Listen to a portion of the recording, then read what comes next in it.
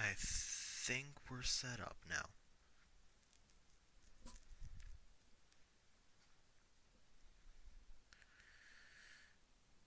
So,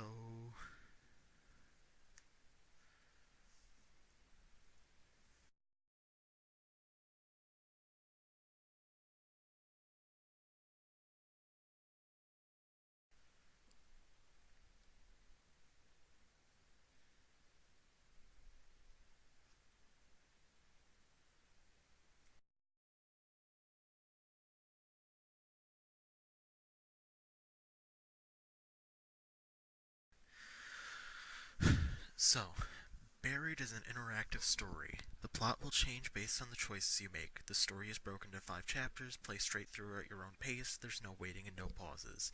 Enjoy and choose wisely.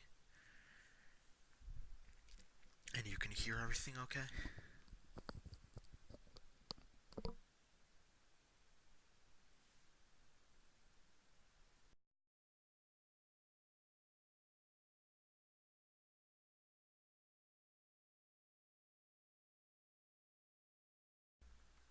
Oh, okay, there it is. Okay.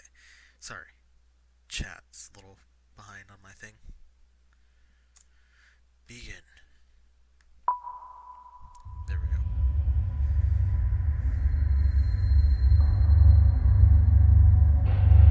It's also triple posting everything. I open my eyes and the first thing I want to do is scream. I'm flat on my back and everything seems to hurt. The trees overhead look familiar. It's a clear night sky, almost beautiful. Except for the fact that this means I've been out cold for at least 6 hours. But there's something wrong. I don't remember what, but something happened.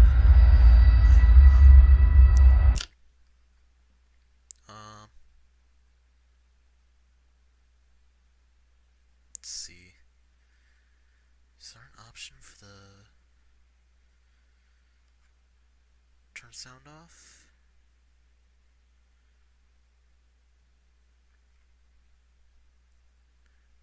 Yeah, I don't think I can turn the sound down. Maybe I can turn up my mic volume?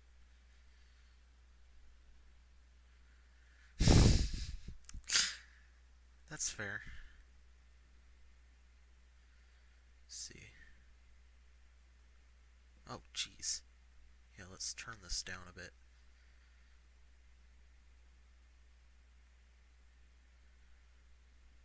Keep my mic sound on. How's that? Is that better?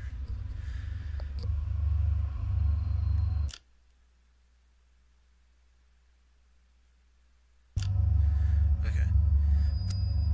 I open my eyes and the first thing I want to do is scream. I'm flat on my back and everything seems to hurt. The trees overhead look familiar. It's a clear night sky, almost beautiful, except for the fact this means I've been out cold for at least 6 hours. But there's something wrong.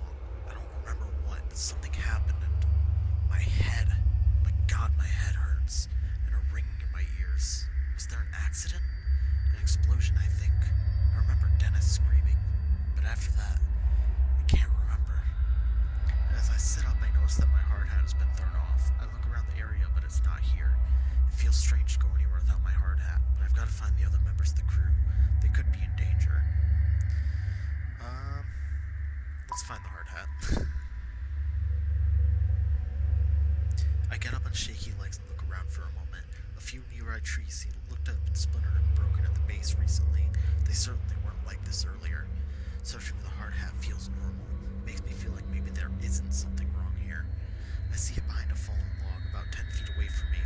How it was thrown so far is beyond me. Driven by nothing more than habit, I walk over to it, pick it up, and place it on my head. Next, I walk over to the center of the logging site and don't like what I see.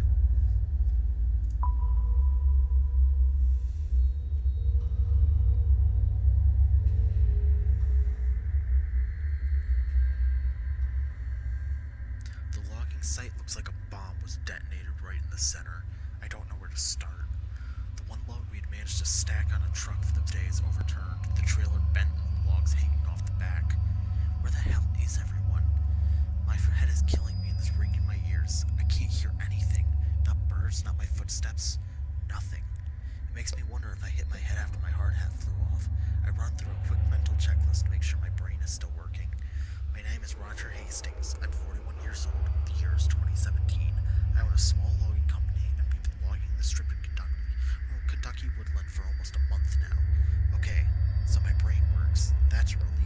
also makes me fearful, because something is certainly not right here. I look around the logging site, my mind trying to figure out what has happened. Just about every piece of equipment has been overturned or tilted.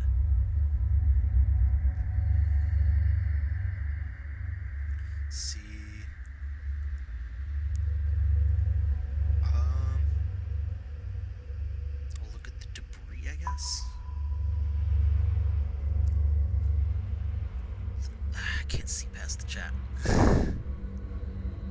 Hold on, I'm gonna adjust chat's location real quick.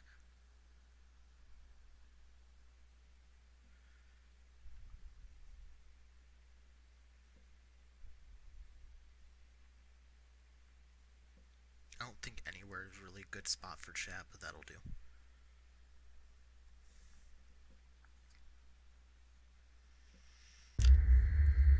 There are bits of debris everywhere. There are fragments of the 5-gallon bucket I keep our work rags in, a loose saw chain, and overturned gas canister.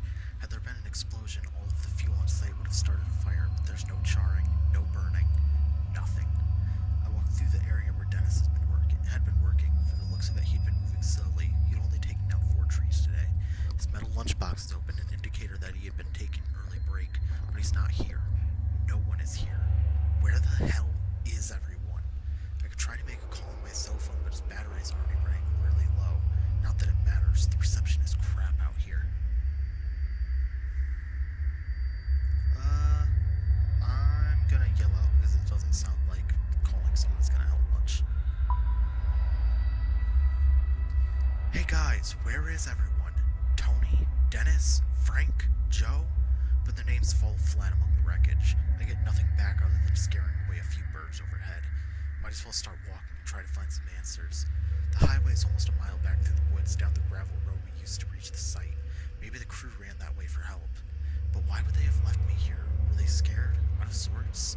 Maybe I can catch up to the team, or catch up to them. But with my truck turned over on its side, it looks like I'll be walking. My god, I can't remember what I was doing before waking up on my back.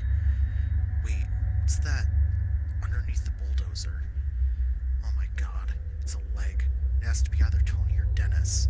The dozer looks unstable, like it might roll some more. Might not be safe to get close, but at the same time, I can't just leave him there.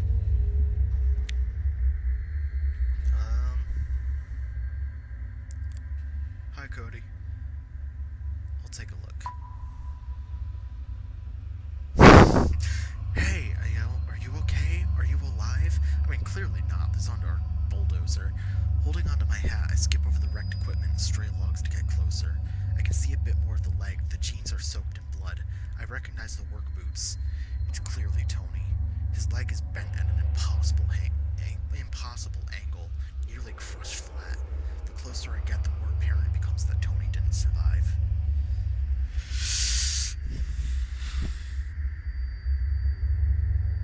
I mean, yeah, he just needs to walk it off. Let's pull him out. Let's pull him out and we can let him help him up.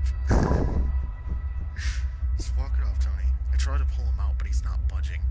That's when I see the blood coating the ground under him. It's thick and fresh, so dark on the dirt that it looks black. As I'm tugging, I hear something crunch, but I somehow manage to pull him out. His legs are absolutely crushed and his stomach looks deflated. Blood is covering everything from the navel down. His face was turned to the right when he was crushed. It looks like a broken plastic mask, seeping with blood and bits of shattered skull. My god, I can't believe this. I have to turn away. That's when I hear a deafening creaking noise and I'm bashed in the head from behind as the bulldozer shifts lower to the ground. Ah, shit. I roll clear and end up on my back, my eyes struggling to focus. I'm a little shaken up, but I'm fine. Thank God I was wearing my hard hat. Hey, immediate results. I quickly get up and dust myself off. I can't stay here. I have to find Dennis, Frank, and Joe. I have to find out what happened here.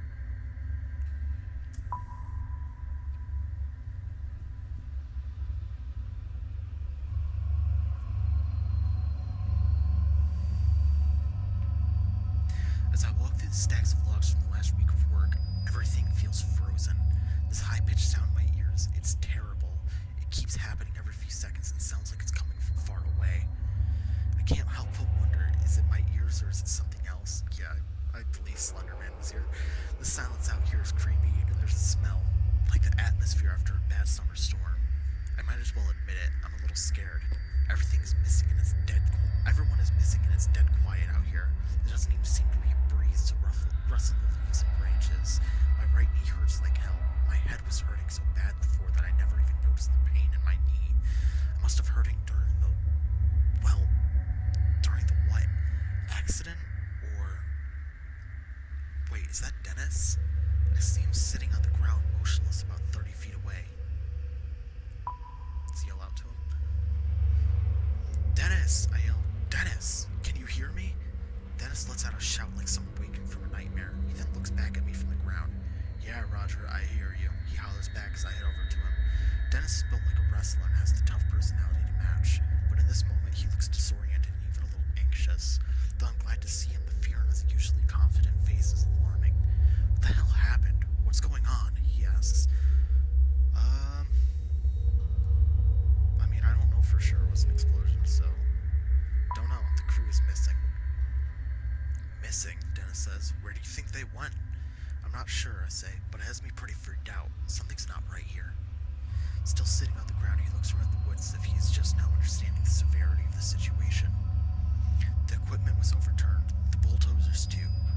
I say, shifting my hard hat and wiping my forehead. You okay? I ask him. Yeah, just shaken up. Me too. This might be the most intimate conversation Dennis and I have ever had. Well, he and I have always been on good terms, but we've never been particularly close. I've always respected him, though. Sure, he's come to work a few times looking like he'd been in a bar fight the night before.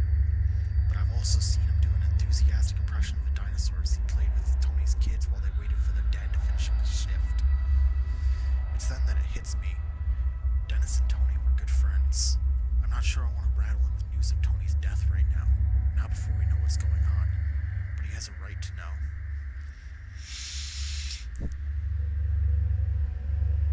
I mean, I really don't want to hide that from him. Yeah, I am a shitty boss.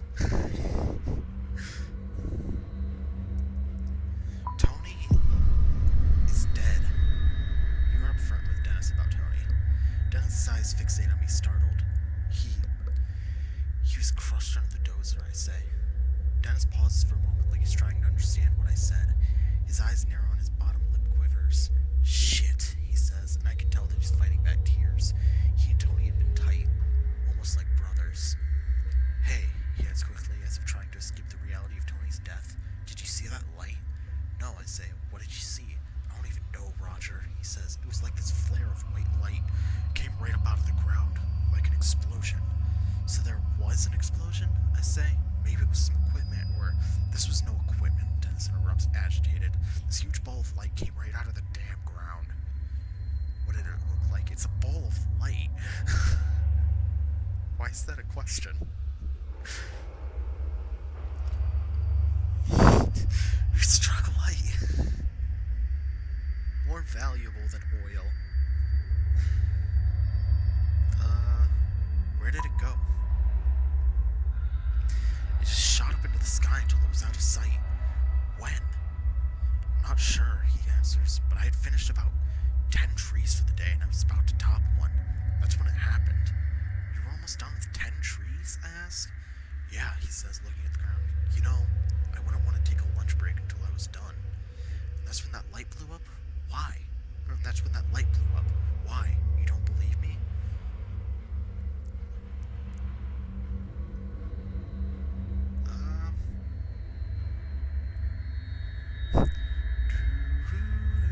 That's not the X-Files theme. What am I singing? I wish I could see the emotes too. I have no idea what's going on in chat. That I can see. I believe you. He saw what he saw, I think to myself. He's no reason to lie about this. My God. Are you okay? Yeah, I'm fine, he says. But if I'm being honest, it scared me pretty bad. And if it's all the same with you, I'd like to get the hell out of here. We both stand up and start heading towards the road. It isn't until we start moving that I see Dennis is wounded. His right side is coated in blood, the red seeping through his blue work shirt. There are splatters of it here and there, but also a very large red splotch that makes me worry.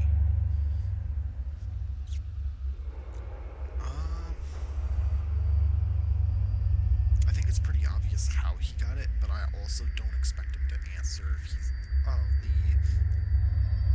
how much pain he's in. How'd you get that injury? I'm not sure, Dennis replies. I must have gotten thrown or hurt somehow from that light.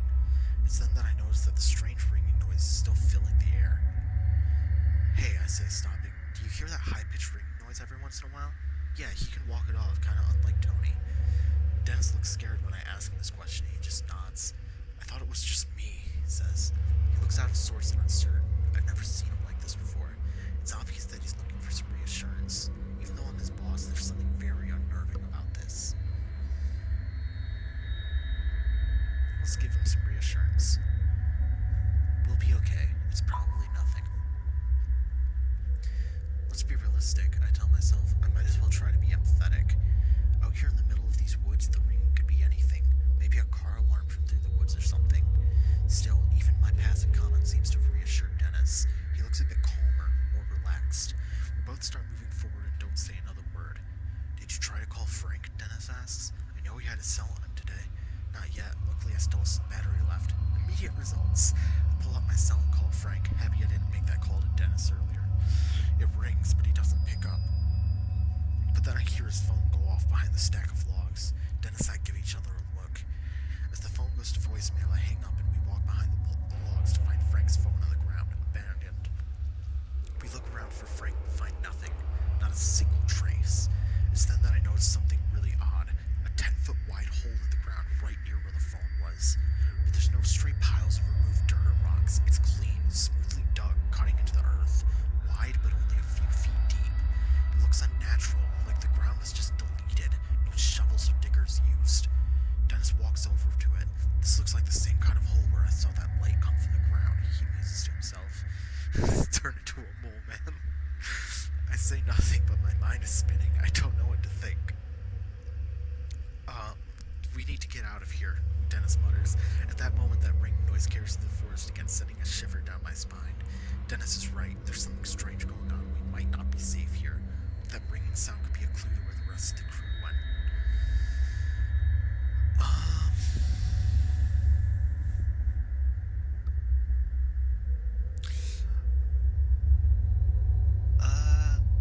I'm gonna be the white lady in the horror movie and say, let's check it out.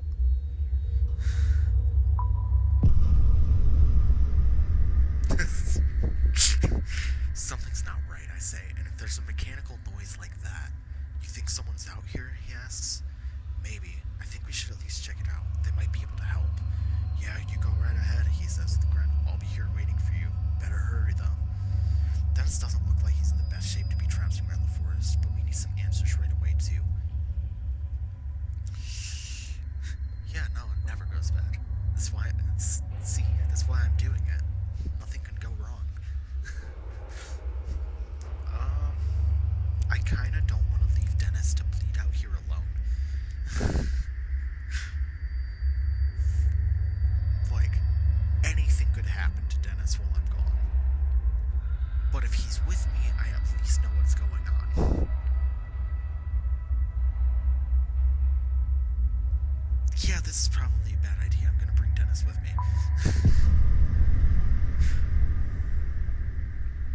No, you're coming with me. I bend over and hoist him up against my shoulder. He resists just barely and then gives in. He's looking at me like he's terrified of me now, making a moan in his throat. We start moving through the woods quickly with no idea where the rest of the crew is. I worry they could be in danger. Every tree out here looks exactly the same. I grew up in the country and can find my way around the forest without much of a problem, but I'm feeling dizzy. Shut up. I'm sorry, Dennis. Every tree out here looks exactly the same. I grew up in the country and can find my way around the forest without much of a problem, but I'm feeling dizzy. Oh, I read that already. I'm leaning against a tree when I see something. You obtain meats.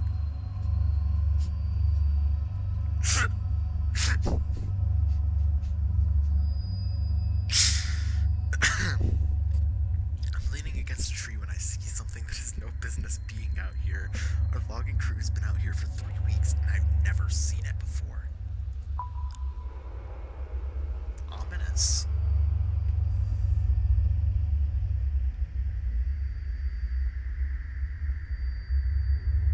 It's a hut. It's a small building, sort of like a mixture of a shack and a bunker. Looks to be made of concrete, but moss, weeds, and plain old erosion also make it look sort of mystical. It looks like something out of a demented version of a medieval fantasy movie. What the hell is this? Dennis asks.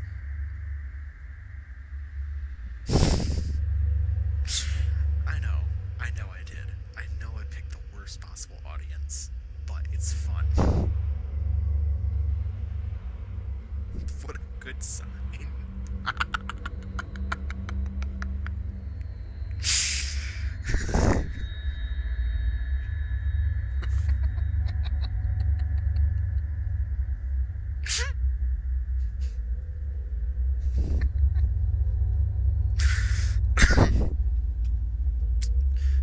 I have no idea.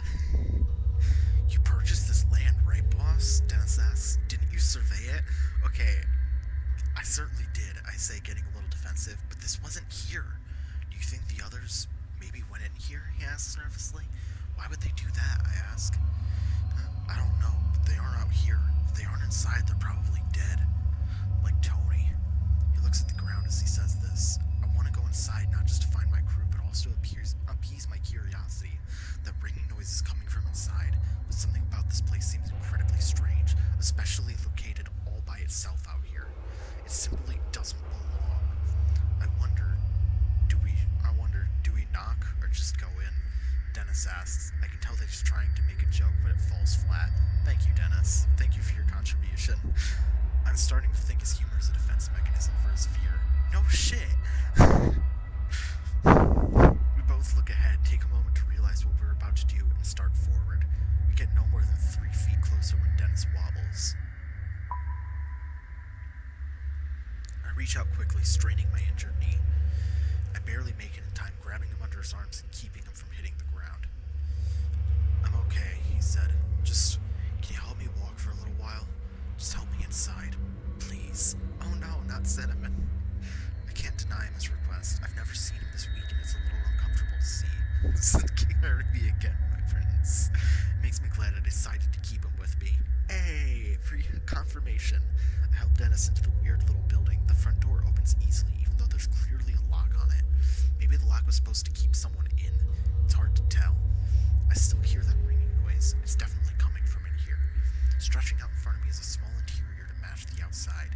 The building is totally empty. There's a concrete floor and dingy, featureless walls. There are no windows, giving the place an even more isolated feel. Still, we hear the ringing noise coming from somewhere in here. It's louder now, more prominent. The interior seems confined at first, but a small set of concrete steps leads about 5 feet down, revealing a corridor. That's concerning, considering this is a small little shack thing. It's a Verizon guy.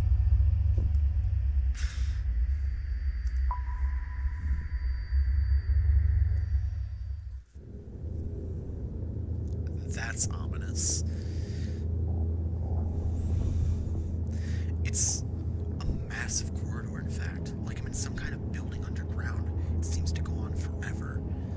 This corridor is mostly dark with emergency lights every 5 feet, or every 10 feet or so. I assume we're now underground because this corridor extends far beyond the walls of the building we entered. I realize that someone might not appreciate finding us here. I mean, I don't really think Dennis can walk quickly, so we're gonna tiptoe quietly. That's a door. That's a door. I feel like a ghost, like I truly have no business being here. Dennis leans on me for support. We move slowly, our feet not making a sound. If anyone is in here, I want to make sure they don't hear us. We tiptoe forward as softly as we can. As I carry Dennis to the far end of this otherwise featureless place, I see a flight of concrete stairs leading down. I had to set Dennis down on the floor. His weight is killing me. Dennis, are you okay? Stop worrying, man, he says. I'll be okay. I just need a minute to rest. But looking at him, I'm not so sure.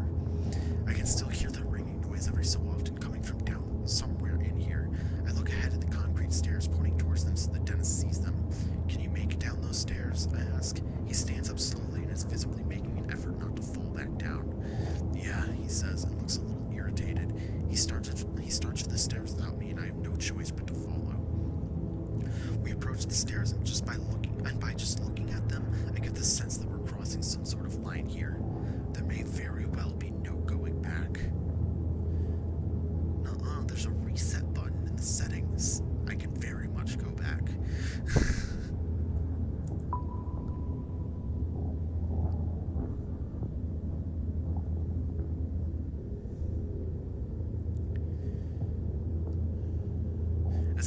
stairs, I notice that they look aged.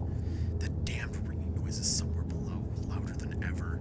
I feel like I'm walking down in the cellar of a haunted house, the light becoming scarce as the stairs take a slight turn. I can feel the temperature drop. Dennis makes it a few steps down before he's leaning on the wall. He's breathing like he just finished a marathon. I mean, I can't really push him. See, right now, Dennis is, he's disabled. If he takes any strenuous actions, he's gonna fall unconscious and start bleeding out. And then he's gonna have to make fortitude saves.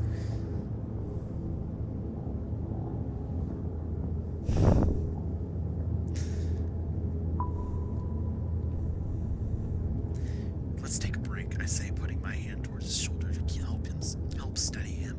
Dennis lets out a sigh. Thanks. I don't feel too great, boss. Yeah, I can tell from the hole in your side. As we both squat down on a stair, my mind seems to lock in on the unknown fate of the rest of my crew.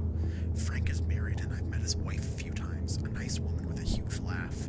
My heart sags a bit when I realize I might never again get to hear him belting out classic rock tunes during lunch break. Joe? Well, I don't know too much about him. He's 22 years old and is considering community college. His folks are deadbeats, so he's been providing for himself since the age of 16 or so. Maybe I can still find them and still get to hear Frank singing in his deep baritone voice after a few too many drinks. After a few moments, Dennis says, "Alright, let's keep going." We both stand up, leaning on each other. I have to make Dennis stay behind me as I stick my foot out in search of the next step. I can't help feeling like a child as a very powerful fear seizes me. I'm expecting a monster to reach out of the darkness, slicing into my throat. After what feels like forever, we come to the bottom of the stairs. We're closer to that ringing noise now. The door sits securely in the wall and looks just as out of place down here as I feel. A sliver of light seeps through, illuminating the area. The door has what looks like a panel with lots of labels and lights. Small embossed print above the panel says, Level 1 Entrance Gate, Transport Sector. And there's a button with no label. Well, you know me. I've gotten where I am in life by pushing all the buttons that I see willy-nilly with reckless abandon. So I'm gonna push the button.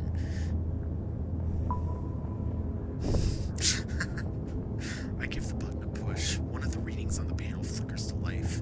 Outage. That's all it says. It then goes dark. Well, that was pointless. The panel looks like a diagnostic or alert system of some kind, each label meant to communicate some status. Lockdown engaged, experiment in progress, shutdown engaged. Those all appear to be off. But one of the phrases has a slowly blinking red light next to it, the only powered light on this whole thing. Abnormal entity breach. What the hell? I slowly push the door open when Dennis suddenly steps in front of me, taking the lead. Let's go, he says. I want to find out what the hell this place is. As Dennis walks through, that ringing or beeping or whatever it is gets a little louder. The door closes behind us with a click. Well, that's locked. I can't help but notice the wobble in Dennis's step as he lets out a grunt. You sure you're healthy enough to keep going? I ask. It doesn't matter. I don't want to be in the woods right now. He seems scared, something I've never seen before. Angry? Yes. Upset? Yes. But Dennis is never scared. I mean, well, yeah, that's the point. He doesn't want to be in the woods, so you gotta keep going into the bunker. I mean, he already told me what he saw, so I guess what's so dangerous? I mean, it seems obvious too. It deleted a hole in the ground like it's fucking Minecraft.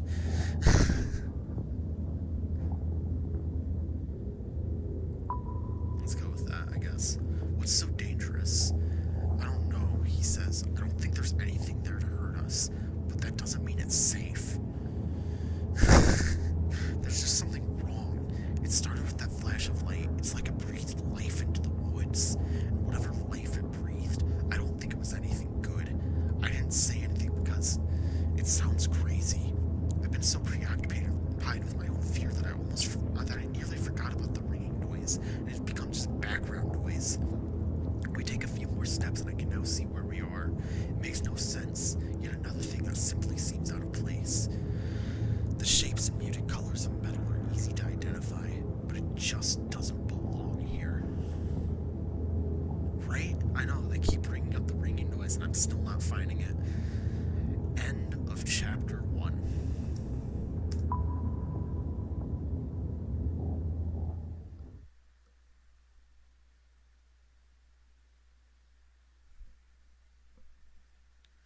Respect the dead.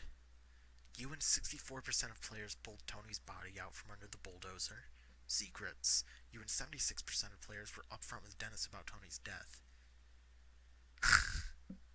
Trust. You and 55% told Dennis you believed his story. Curiosity. You and 75% of players went to investigate the ringing sound. Teamwork. You and 64% of players decided to bring Dennis with you. So I'm not special. I'm in the majority. And I'm sorry. Wherever I go, I blend in with the crowd. I'm nothing. I've never been anyone special. It's just how I am. Alright. But I am going to stop there. I think I'm going to do one chapter per a stream. Aw, thank you. I think I'm going to do one chapter per stream. And then, so, this is the end. That's it. It's nothing special. Goodbye.